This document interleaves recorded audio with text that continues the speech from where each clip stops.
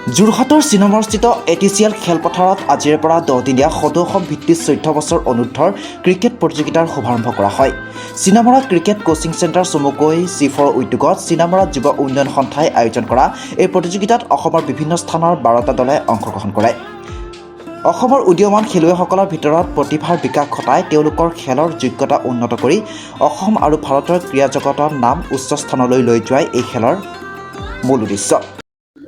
যোৰহাটৰ Chinamara cricket coaching centre, যাক চমুকৈ C4 বুলি জনা যায়, তেওঁলোকৰ উদ্যোগত আজিৰে পৰা all Assam inter coaching centre আণ্ডাৰ-14 ক্ৰিকেট টুৰ্ণামেণ্টখন আৰম্ভ কৰিছে। এইটো এক অতিশয় প্ৰশংসনীয় প্ৰচেষ্টা।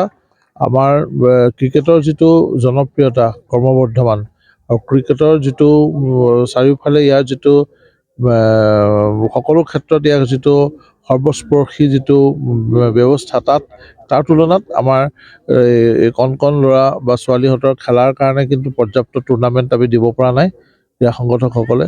আৰু সেই ক্ষেত্ৰত আমাৰ এই C4 এটা প্ৰচেষ্টা হাতত লৈ অতি প্ৰশংসনীয়ভাৱে এই ইণ্টাৰ কোচিং চেণ্টাৰ আণ্ডাৰ-14 টুৰ্ণামেণ্টখন আৰম্ভ কৰিছে। ই আমাৰ কণ কণ ল'ৰাহঁতক, কণ কণ খেলুৱৈহঁতক, উদীয়মান খেলুৱৈ তেওঁলোকৰ প্ৰতিভা বিকাশতো সহায় কৰিব আৰু তেওঁলোকক ক্ৰিকেটৰ প্ৰতি অধিক তেওঁলোকৰ মাজত জনপ্ৰিয়তাটো বৃদ্ধি কৰিব। মই তেওঁলোকক এই প্ৰচেষ্টাৰ প্ৰচেষ্টাৰ বাবে আন্তৰিক কৃতজ্ঞতা আৰু ধন্যবাদ জ্ঞাপন কৰিছোঁ আৰু লগতে তেওঁলোকক সকলো ধৰণৰ শুভকামনা জ্ঞাপন কৰিছোঁ যাতে এই প্ৰচেষ্টা অব্যাহত থাকে আৰু ইয়াৰ সম্পূৰ্ণ এই প্ৰচেষ্টা ফলৱতী হয়। আচলতে যোৰহাটৰ নিচিনা ঠাইত বহুত তোমাৰ এনেকুৱা ক্ৰিকেট প্ৰশিক্ষণ কেন্দ্ৰ লাগে আৰু ইয়াত আমাৰ এটা বিভিন্ন অঞ্চলৰ ল'ৰা ছোৱালী ইয়াতো আহি ক্ৰিকেট খেলাৰ সুবিধা পাইছে। খেলাৰ কাৰণে সুবিধা যিটো, সেইটো আচলতে ডাঙৰ কথা আৰু সেইকাৰণে তেওঁলোকক ধন্যবাদ জনাইছোঁ আৰু তেওঁলোকক যাতে এই প্ৰচেষ্টা ফলৱতী হয় তাৰ কাৰণে মই শুভেচ্ছা জনাইছোঁ। আজি এই খেলখনিৰ এক মাংগলিক অনুষ্ঠানেৰে শুভাৰম্ভ কৰা হয়। যোৰহাট ক্ৰীড়া সন্থাৰ সভাপতি শান্তনু পূজাৰীয়ে বন্তি প্ৰজ্বলন আৰু পতাকা উত্তোলন কৰা হয়।